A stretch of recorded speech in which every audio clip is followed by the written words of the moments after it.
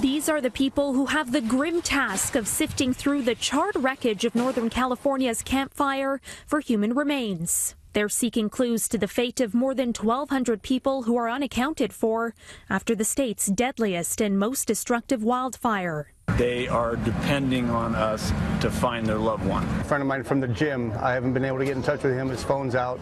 It happened so fast, I think that they would have been in serious trouble. Terrified for the people behind me. I knew there was a lot of elderly in the community that probably wouldn't make it out. The number of people missing amid the smoking ruins has jumped again, this time by over 250 names.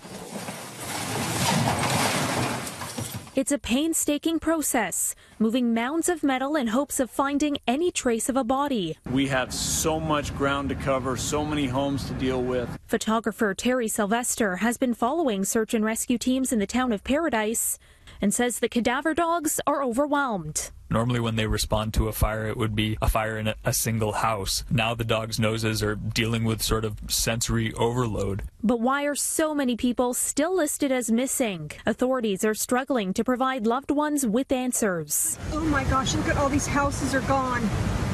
This is horrible. And the fire burned so hot, some victims may never be found. Trying to determine the difference between human remains and non-human remains.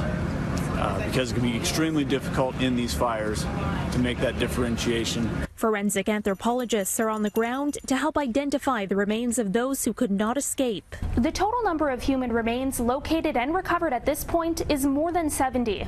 That's already a state record. But this huge number of missing people looms over the possibility of a much higher death toll. What was once the town of Paradise has been wiped off the map. 27,000 people once lived here, and now there's nothing but ashes. And it's not just this one town. The Camp Fire and the Wolseley Fire in the south have collectively burned hundreds of thousands of acres. But with the wind coming down, it's the golden time to fight the flames. We still do have 3,300 firefighters assigned to this fire.